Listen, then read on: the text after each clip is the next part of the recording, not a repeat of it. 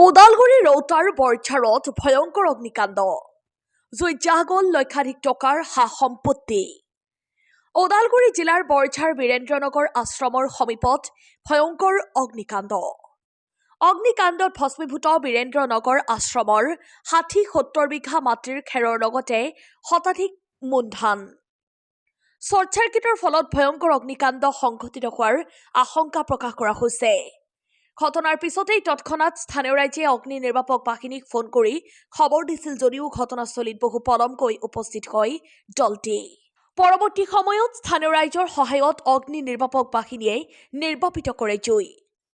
উল্লেখযোগ্য যে বৰঝাৰস্থিত বীৰেন্দ্ৰনগৰ আশ্ৰমৰ গৌশালাৰ গোধনৰ বাবে মজুত কৰি ৰখা হৈছিল খেৰখিনি। শ্বৰ্ট চাৰ্কিটৰ ফলত জুইৰ সূত্ৰপাত হৈ খেৰত লগা দাউদাউকৈ জ্বলি উঠে গৌশালাৰ প্ৰায় ১৫০টা গোধনৰ বাবে সাঁচি ৰখা খেৰৰ লগতে ওচৰৰ কোঠাত মজুত ৰখা শ মোন ধান। ঘটনাৰ পিছতে ঘটনাস্থলীত উপস্থিত অসম চৰকাৰৰ কেবিনেট মন্ত্ৰী চৰণ বড়োৰ লগতে পাঁচনৈ চেৰফাং পৰিষদ শ্যাম চুন্দি উপস্থিত হৈ ক্ষয়ক্ষতিৰ বুজ লয় দুয়োজনে। নিউজ ডেস্ক ৰিপৰ্ট বি সংবাদ। নাই, সঁচাকৈ খুবেই বেয়া লাগিল, শুনিয়ে বেয়া লাগিছিল। আজি বৰঝাৰ আশ্ৰম বা আমাৰ গোবিন্দ মন্দিৰ ইয়াৰে এটা চৌহদ ক'ব লাগিব। ইয়াতে মিল আছিলে আৰু ইয়াৰ লগতে খেৰ জমা কৰি আছিলে। ইলেক্ট্ৰিক শ্বৰ্ট চাৰ্কিট হৈ জুই লাগি গ'ল আৰু জুই লাগি মোটামুটি খেৰটো জ্বলি শেষ হৈছে আৰু ক'বলৈ গ'লে মিলটোও শেষ হৈছে আৰু মিলৰ যি ঘৰ এইখিনিও শেষ হৈছে। তো সঁচাকৈ খুব বেয়া লাগিল।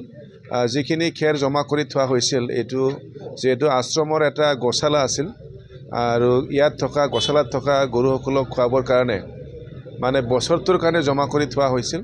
প্ৰায় ৮০ বিঘা মাটিৰ খেৰ, নহয় ৮০ বিঘা মাটিৰ খেৰ আৰু প্ৰায় ১৫০ মান গৰু আছে।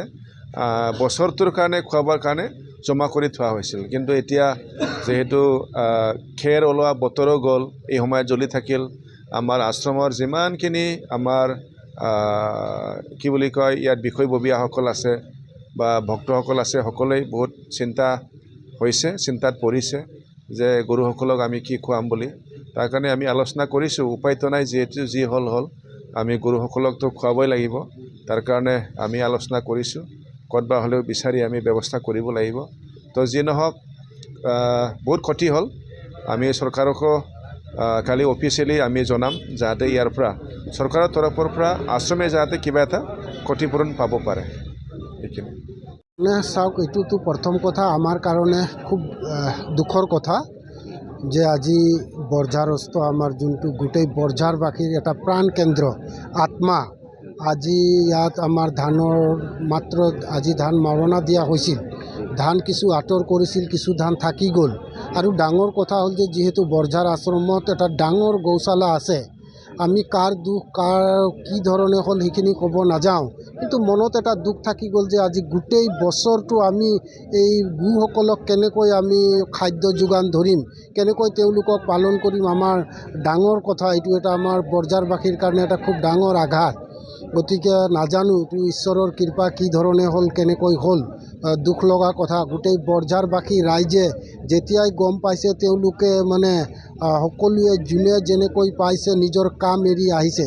গতিকে আমাৰ বৰঝাৰবাসীৰ কাৰণে এটা দুখ লগা খবৰ। সঁচাকৈ আমাৰ যিসকল গৌধন আছে, গতিকে তেখেতসকলৰ কাৰণে আমাৰ আজি গোটেই বৰঝাৰবাসী ৰাইজে চিন্তা কৰিছে যে তেওঁলোকক গোটেই বছৰটো কেনেকৈ লালন পালন কৰিম, কেনেকৈ খাদ্য যোগান ধৰিম। গতিকে এইটোৱে আমাৰ কাৰণে এটা ডাঙৰ খবৰ। আৰু পানী যোগান আমাৰ ইয়াত ওচৰত নাই। আমাৰ ফায়াৰ ব্ৰিগেড মাজবাটত আছে, দলগাঁৱত আছে, ইয়াৰ পৰা খবৰ গৈছে। গতিকে কিছু সময় তেওঁলোকে লগাইছে, আমি দুখ পাইছোঁ। গতিকে তেওঁলোকে মানে সষ্টম হৈ থাকিব লাগে, খবৰ পোৱা মাত্ৰকে আহি পাব লাগে।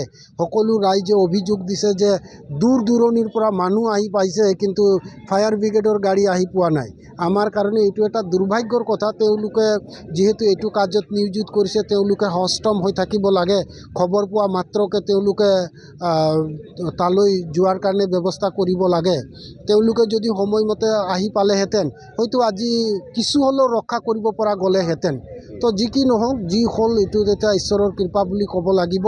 কিন্তু আমাৰ কাৰণে দুখৰ খবৰ যে আজি এটা গোটেই অসমৰ ভিতৰত এটা ডাঙৰ গৌশালা, এই গৌশালা যিকেইটা গো আছে তেওঁলোকক আমি পশুধন আছে কেনেকৈ গোটেই বছৰটো আহাৰ যোগান ধৰিম আমি তাকে চিন্তা কৰিছোঁ আৰু ঈশ্বৰৰ ওচৰত প্ৰাৰ্থনা জনাইছোঁ যাতে ইয়াৰ এটা কিবা ভাল সুব্যৱস্থা তেওঁৰ দৃষ্টিৰে তেখেতে কৰি দিব বুলি আশা ৰাখিছোঁ।